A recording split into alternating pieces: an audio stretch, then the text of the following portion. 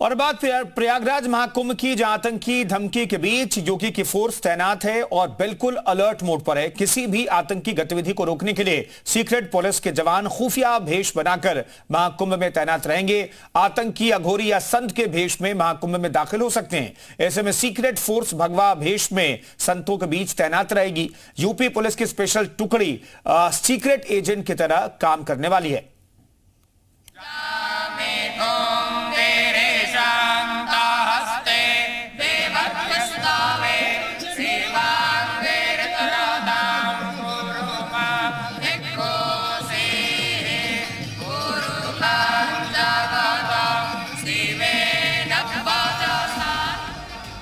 साधु, संत, महंत, अघोरी, अखाड़े के रसोई।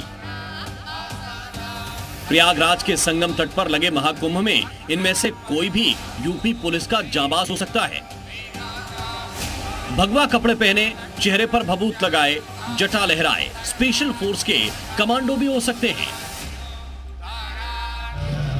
क्योंकि आस्था के समागम में सनातन के दुश्मनों से निपटने के लिए तैनात हो चुके हैं योगी के सीक्रेट एजेंट।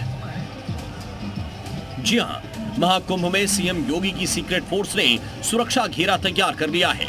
यूपी पुलिस के जवान भगवा कपड़ों में, साधु संत और अघोरी के वेश में संगम नगरी की सुरक्षा के लिए जगह जगह मुस्तैद हैं।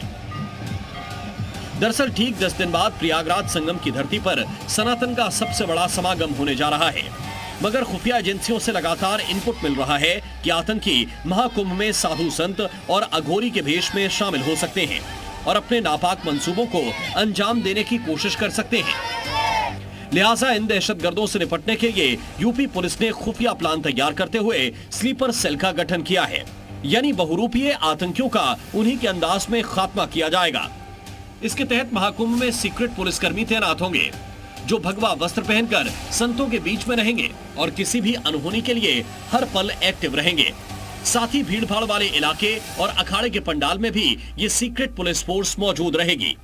मेरे पीछे जो साधु के साथ एक अन्य व्यक्ति खड़े हुए हैं, वो पुलिस हो सकते हैं या फिर कोई और हो सकता है। साधुओं के बीच में महाकुंभ पुलिस ने अपने सीक्रेट पुलिसकर्मी एक्टिव कर दिए हैं।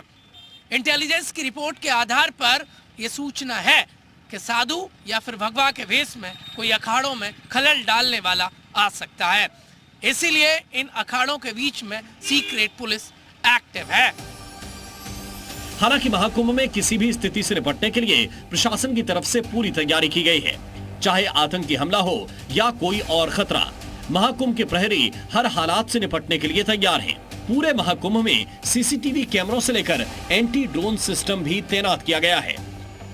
ये मैं आपको दिखा रहा हूँ किस तरीके से एंटी ड्रोन सिस्टम बिना अनुमति के किसी भी ड्रोन को नहीं उड़ने देता। ये आप ड्रोन देखिए, ये ड्रोन इस वक्त उड़ाया जा रहा है और आसपास में एंटी ड्रोन सिस्टम एक्टिव है। ये आप देख लीजिए, ये ड्रोन फ्लाई किया है और बिना परमिशन के अब इस ड्रोन को जैसे ही एंटी ड्रोन सिस्टम पहचानेगा और उसके बाद ये एंटी ड्रोन सिस्टम के सॉफ्ट अटैक के बाद वापस आने लगेगा।